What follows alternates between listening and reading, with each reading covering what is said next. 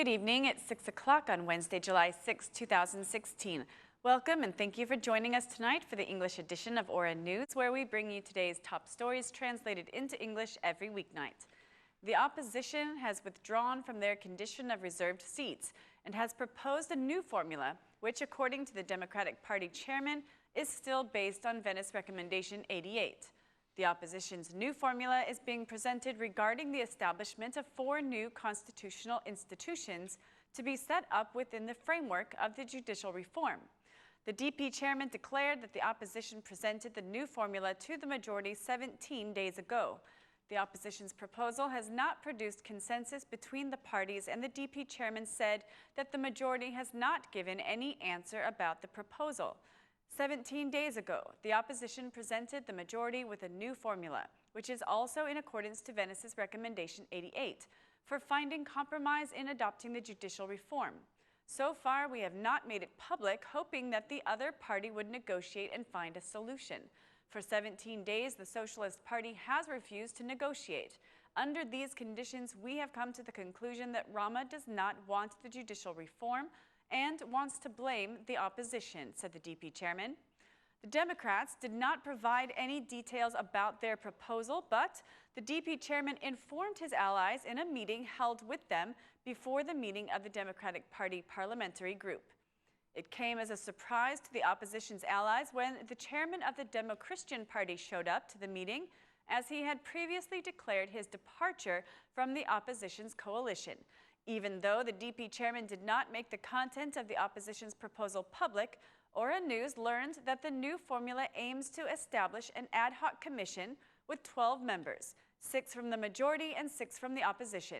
The commission then takes the list of candidates for judges and prosecutors, which, according to the DP, will be neither proposed nor verified by the political parties, but rather the candidates will present themselves based on criteria and will then be checked by a group of 3 members from the Constitutional Court. After that, every member of the commission will secretly vote. Afterwards, the list of the 12 voted-in names will be sent to Parliament for a 2/3 approval vote. The new opposition formula also removes the right of the international partners to draft a list of candidates in the case that Parliament fails to appoint the new judges and prosecutors. But the DP chairman declared that the opposition's formula does not exclude the internationals. The Democrats are expected to make their formula public in the coming days. The majority has denied being aware of the most recent proposal of the Democratic Party regarding Venice's Commission Recommendation 88. At the end of the meeting of the Ad Hoc Commission on Judicial Reform, the Socialist MP Vasilika Husi declared that she was not aware of the proposal and that the majority will not accept formulas that are not in the Venice Commission recommendations. I am now listening to Mr. Basha's proposal. Regarding Recommendation 88, the Venice Commission provides some solutions in the case that parties do not reach consensus. If the Democrat colleagues withdrew from their reserved seats, I feel good because it was an absurd request that confronted with the Venice Commission, Husi said. The Socialist MP added that the majority supports the ideas that the vetting of judges and prosecutors may be made by the internationals, for which the opposition says violates the state's sovereignty. It seems as though the majority was unprepared for this move by the opposition, as the chairman of the Ad Hoc Commission had recently declared that a new formula would be offered to the Democrats. The Socialist MP had not seen the formula, but she expressed optimism about reaching consensus before July 10th, when the U.S. State Vice Secretary Victoria Nuland is expected to visit Albania. Meanwhile, the politicians are expected to be involved in another discussion, a proposal coming from the Euralis mission to repeal Article 113 and 115 of the Criminal Code, which legalizes prostitution in Albania.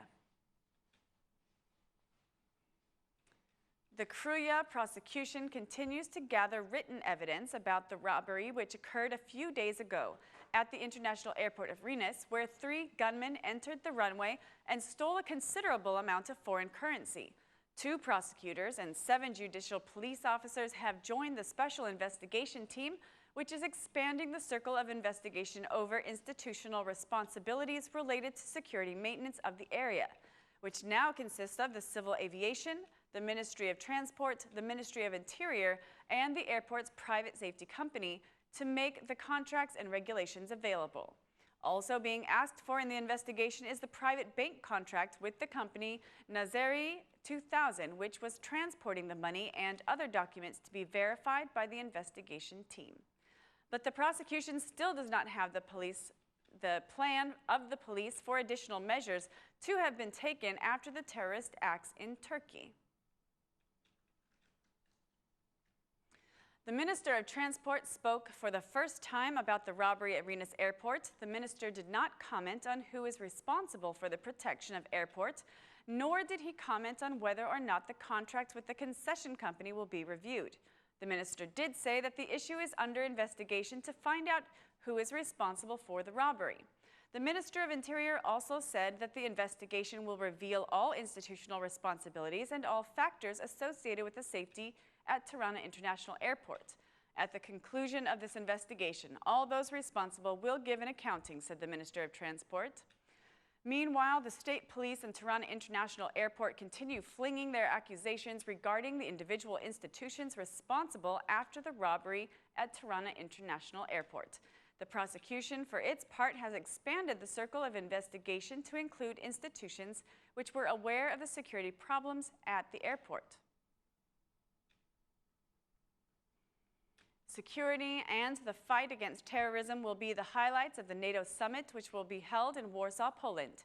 During a press conference, the Minister of Defense said that a strategy for fighting terrorism has been approved already, and that Albania plays an important role. While presenting the agenda of the summit, the Minister of Defense declared that the mission of the Albanian Corps in Afghanistan and the refugee issue will also be discussed at the summit. The Minister of Defense declared that Albania will lobby at the summit for Kosovo's membership into NATO. The minister added that the relation of the alliance with Russia, which is currently in a critical moment, will also be discussed at the summit. The Minister of Defense was asked about the robbery at Rennes Airport. She emphasized that the airport's surrounding area is a boundary line and that it should not be left to private guards. The World Bank relates the high number of road accidents in our country with low investments in road infrastructure. During a conference on the standards of road safety, World Bank Rep Tahseen Saeed said that in comparison with other countries of the region, Albania has the lowest level of investments for road maintenance and highlighted that drivers' behavior is a leading cause for accidents. The World Bank Rep urged Albania to increase expenditures if it wants to reduce the number of road accidents. On the average, Albania spends €3,000 a year to maintain a kilometer of road. Meanwhile, many regional countries spend $5,000 to $7,000 per kilometer. Bad drivers' behaviors are also a cause of many road accidents. Albania spends only 8% of the investment budget on roads, and this is only 30% of what is needed, the World Bank rep said. Investments in infrastructure should have been higher. $30 million has been invested in road signs over 3 years, and improvements are being made regarding road signs, said the Minister of Transport. He declared that investments have increased in the recent years and that citizens should be respectful and not damage road signals. Albania already has a genuine study regarding the new gas network in the country. The draft law provides for gasification of the country for the years of 2020 through 2040. The Minister of Energy emphasized that Vlora's power plant will be under the government's supervision. Another immediate project, also clearly outlined in the master plan, is putting the Vlora power plant to work, said the minister. The Minister of Energy stated that according to the master plan, the first beneficiaries of the gas transmissions network will be the Fier and Balish areas, and the second important area is the industrial area of Tirana Durrës. According to the gas master plan, by 2020, gas consumption in Albania will reach 1.4 billion cubic meters, of which 551 million cubic meters will be used by families. The gas master plan is funded by the World Bank in the amount of €1.1 million. That's all for our English edition this evening. Please join us again Monday through Saturday at 6 p.m. for your local news in English. My name is Marian. On behalf of Aura News, thank you and good night.